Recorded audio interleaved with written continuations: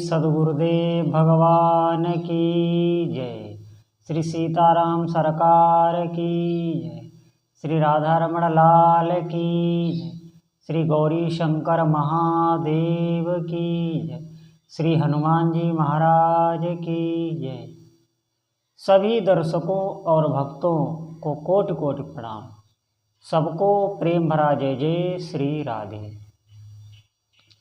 आज मैं सभी साधकों को बहुत ही हमारे जो साधन पथ है उस साधन पथ की बहुत ही रहस्यमय बात आप सभी को सत्संग के माध्यम से बताऊंगा। आप बहुत ध्यानपूर्वक सुने।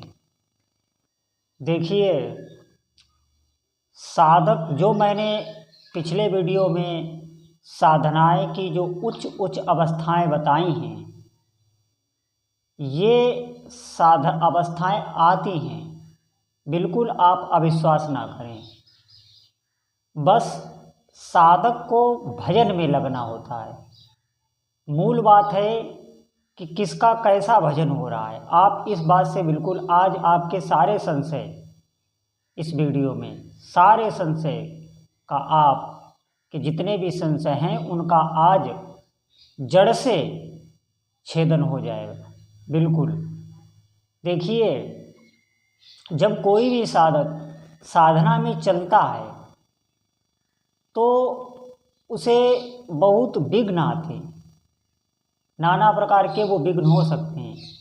देखिए, किसी के आगे सुख रूप से भी विघ्न आ सकता है कि माया आपके आगे ऐसे ऐसे भोग, ऐसे ऐसे आपके मन के अनुसार स्थितियाँ जो आप चाहते थे पूर्व में, ऐसी स्थितियाँ आपके आगे भेजेगी कि आप भजन से हटें, या ऐसा ऐसा दुख, मन के प्रतिकूल परिस्थितियाँ आपके आगे भेजेगी कि आप भजन से हटें। बहुत ध्यानपूर्वक सुनना आज का बात जो भी मैं बता रहा हूँ, बहुत एकाग्र होकर सुनना।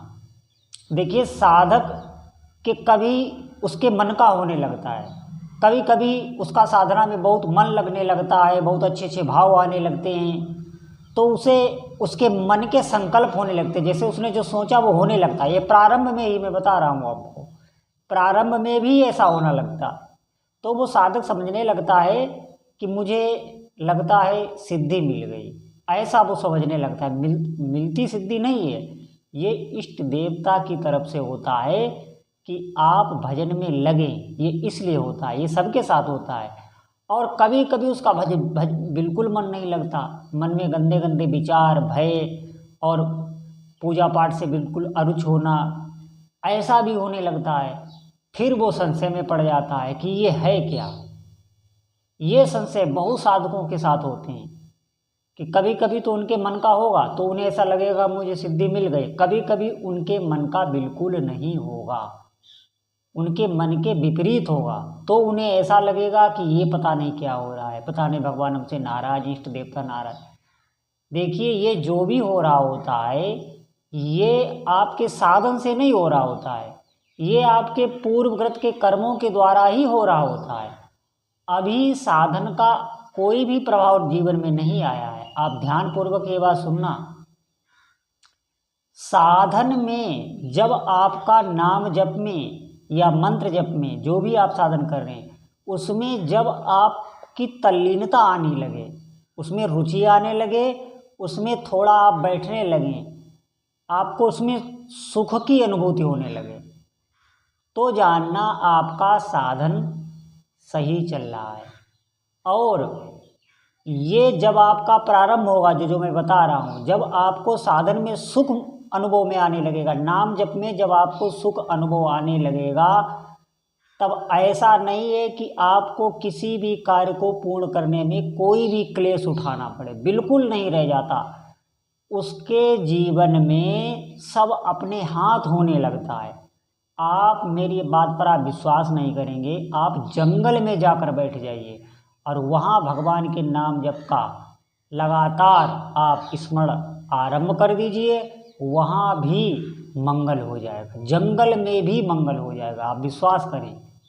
देखिए, जब भजन ठीक होने लगता है तब साधक का जीवन बहुत ही आनंदमय होने लगता है। कोई भी कार्य उसे कठिन नहीं लगता। जो भी उसके सात्विक संकल्प मन में आता है वो बहुत जल्दी यूं मन में आया और पूरा होने लगा।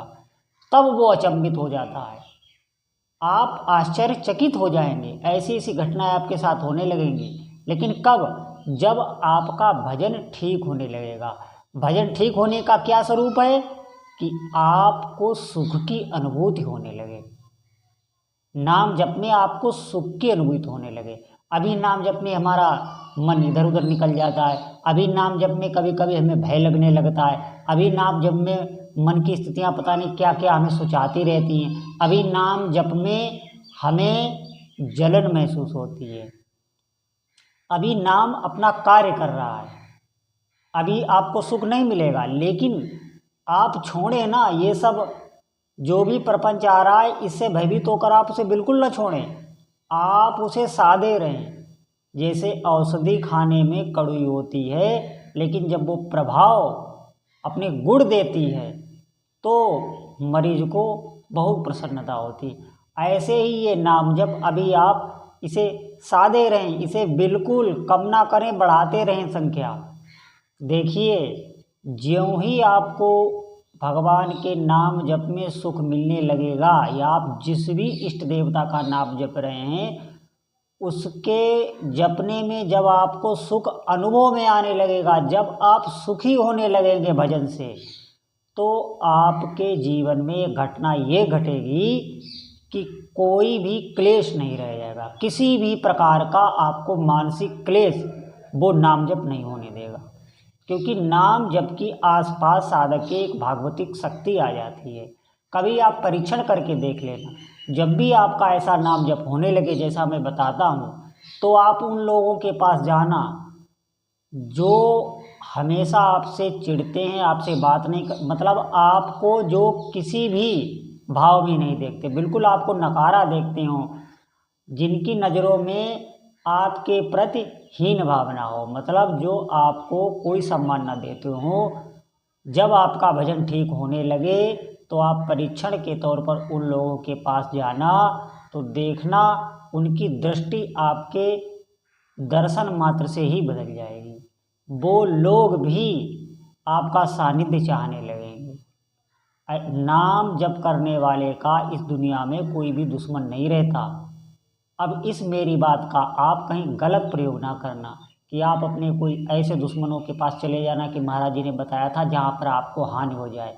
मेरे कहने का विचार ये बिल्कुल नहीं है कि आपको कोई हानि हो, ऐसी जगह आप ना जाएं। ये एक सामाजिक बात मैं बता रहा हूँ। लेकिन भाव में आप जब होंगे तो आपका बाल बांका भी नहीं होता, क्योंकि नाम जब रक्षा करता है साधक की, हर प्रकार से आपकी रक्षा होगी। आप ऐसे समझ लें कि अभी हमें कोई भी कार्य को पूर्ण करने में बहुत यत्न करना पड़ता है, आपका यत्न खत्म हो जाएगा। ऐसे अपने हाथ ही होने लगेगा। कहाँ से प्रभु कर देते हैं ये आपको पता ही नहीं चलेगा। आप खुद आश्चर्यचकित हो जाएंगे। आप भले गृहस्थ हैं, आप गृहस्थ हैं, नौकरी व्यापार काम धंधा जो भी कर रहे हैं, आपके सब कार्य ऐसे ही होंगे कि आपको पता भी नहीं चलेगा कि भगवान किस प्रकार कर रहे हैं। आप आश्चर्यचकित खुद हो जाएंगे। फिर आपका नाम और भी बढ़ेगा, क्योंकि जब चमत्कार होता है तभी जीव कुछ मानता है। हम लोग जब तक कुछ देख नहीं लेते तब तक मानने को तैयार कहाँ होते हैं। अगर हम लोगों को अभी ऐसे सुन के श्रद्धा हो जाए और नाम जप में हम लग जाएं, तो ऐसा समझें कि सिद्धि बहुत जल्दी मिल जाती है। साधक सिद्ध हो जाता है, उसे अपने इष्ट देव के दर्शन हो जाते हैं, अगर उसे विश्वास आ जाए प्रारंभ में ही। लेकिन हमें विश्वास आता कहाँ है, हम तो बहुत रगड़ते हैं। फिर जब हमारे साथ कोई अनुभूति होती है तब हमें अनुभूतियों के बल पर विश्वास होता है। लेकिन ऐसे किसी महापुरुष या साधु संत की बात करके हम विश्वास नहीं करते। वो तो बहुत कोई पुण्य महात्मा होता है जिसे विश्वास हो जाता है, और काम विश्वास से ही बनता है। नाम जप में बहुत सामर्थ्य है, उसका कोई वर्णन नहीं कर सकता। लेकिन काम आपका तभी बनेगा जब विश्वास आपके अंदर होगा। तो आप विश्वास करें, और अगर आप अविश्वास से भी जप रहे हैं तो भी नाम जप कार्य करता है। भाव कुभाव अनक आलसहु, नाम जपत मंगल दिशि दसम। ये गोस्वामी तुलसीदास बाबा की चौपाई है, भगवान भोलेनाथ द्वारा प्रमाणित है ये। आप समझें, भाव को भाव जैसे भी आप जप रहे तो भी नाम मंगल करता है, अनिष्ट नहीं आने देगा, आपको दुखी नहीं होने देगा। गोस्वामी तुलसीदास जी ने कहा जाता है 9 नौका नाम जपे थे। एक नौका को 1 अरब कहा गया है, एक नौका को 1 अरब कहा जाता है। 9 नौका नाम जपे थे गोस्वामी तुलसीदास जी ने, उनकी वाणी में आपको बता रहा हूँ। तो आप निश्चित विश्वास करें और भक्तिपूर्वक भगवान के नाम जपने लगे, समय को व्यर्थ ना जाने दें। जब भी आपको समय मिले आप नाम को पकड़ें, धीरे धीरे सब शक्तियाँ आपको खुद अनुभूत होने लगेंगी, आप बदल जाएगा। भगवान आप पर कृपा करें, आपकी भक्ति बढ़े। बोलो जय जय श्री राधे।